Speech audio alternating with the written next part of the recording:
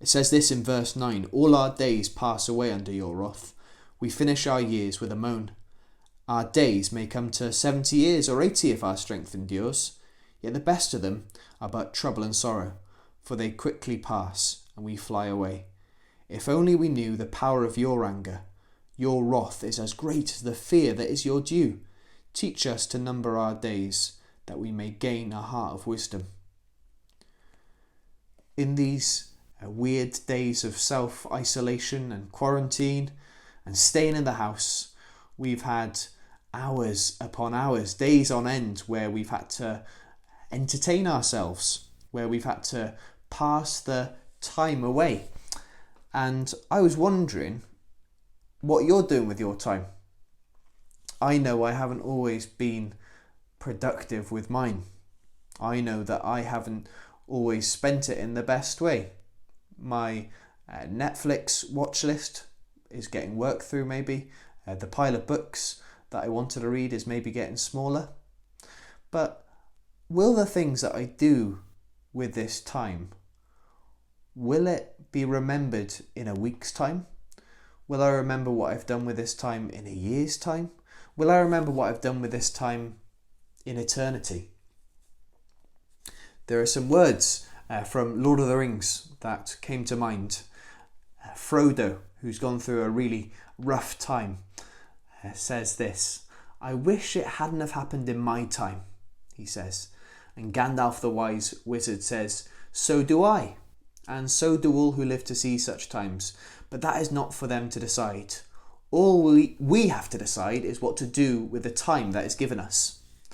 I'm sure many of you are wishing that we hadn't lived in times like these. It's tough, isn't it, to go through times like these where we're confronted with really sad news every day, where we're going through these tough times where we have to stay indoors and spend more and more time with family members maybe. That is not in our control. That is in God's control. God controls what happens in those big things. And in his perfect wisdom and his perfect love, he's decided that it happens this way.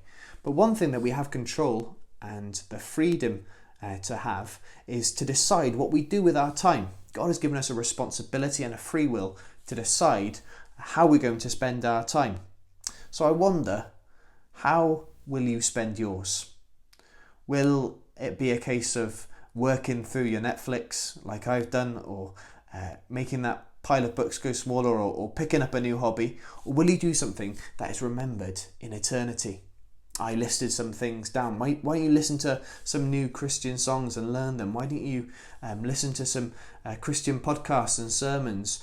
Why not read a book of the Bible that you've never read before or haven't come to in a long time? Why don't you take one of the Gospels, Matthew, Mark, Luke or John, and read it from start to finish in one sitting?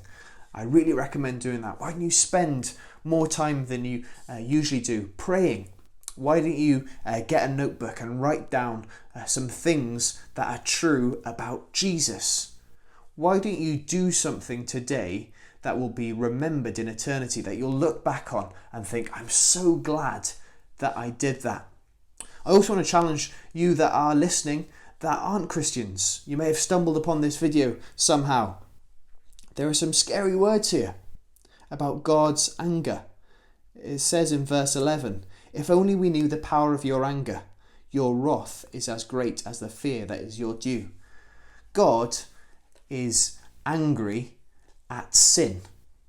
God is just. God does everything perfectly right.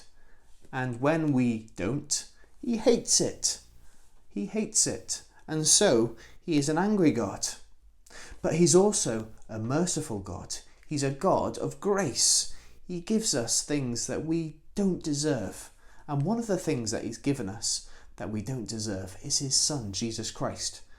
And he gave us his perfect Son, who lived a perfect life, who died a death that we deserve as a punishment for all the things that we've done.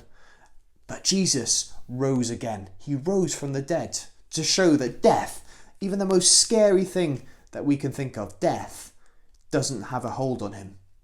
It's not a thing for him. Death can't defeat him. He can't hold on to him. So if you put your trust in him, you can have that too. So 2 challenges. One of them is for everyone. How are you spending your time? Are you spending it wisely? Are you doing things that are passing the time away, that you will entertain you for a few minutes or a few hours? Or are you going to do something that will matter forever? And unbeliever, if you're not a Christian, why don't you come to this God now? Put your trust in him and know that he will welcome you with open arms.